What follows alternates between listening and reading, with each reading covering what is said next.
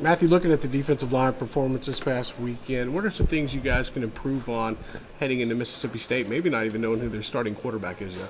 Well, we took some positives from the Georgia game, and we took our negatives, and we need to work on some things, of course. And with their two quarterbacks, have a freshman and a transfer senior from Penn State, and he played for a good while at Penn State, logged some starts.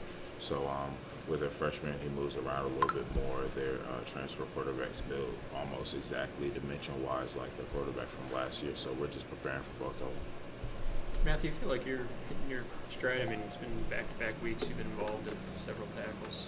How do you feel like your game's progressing through this season? I'm always working for my game to evolve, and I really my main goal is just to help this team win. I've been here during a tough time in Tennessee history my whole time, and that lights a fire in me. So I'm just trying to do what I can to help the team win. I feel like how close do you feel like this defensive line is to being consistent, having more good plays than not good plays? We talked about it yesterday. We might have 75 plays in the game, and half of them are positive, and 2/3 of them, we lined up correctly. But it's about getting that other third and getting that other half. That's what it's all about, because one guy out of line, one guy out of position, one guy not doing his job will cost us a series of the game. So.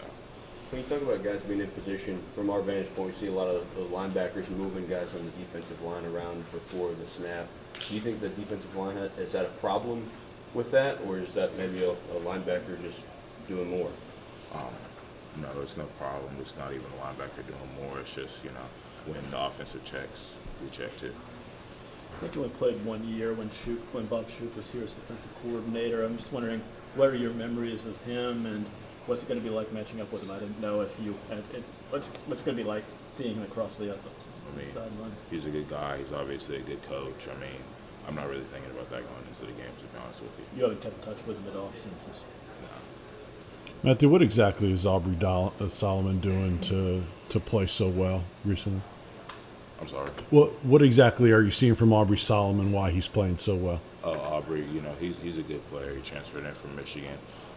He's always in the training room, with me, with the guys, making sure that his body's right, because, it's tough SEC football, and we just prepare for each week the right way. Did he come in kind of trying to just blend in with the guys, or because he had some experience, did he sort of have a leadership role right out of the gate, do you think? I think he just came in with the right mentality. He wanted to play football, forget everything else. Let's just play some football, and I think that's helped him. How much is Emmett Gooden around you guys right now, and what do you see him doing to work back for next year? Emmett's around us a good bit. He's always in the training room trying to get his body right. It's a very unfortunate injury, but he's around us. He motivates us throughout the game. He tries to tell us things from his vantage point. He's always trying to be a help. He's still very much part of this team. When you guys rewind the film and kind of look back at whether it's last game or even the first month of the season, what are y'all seeing that's kind of holding the pass rush back in terms of the defensive line?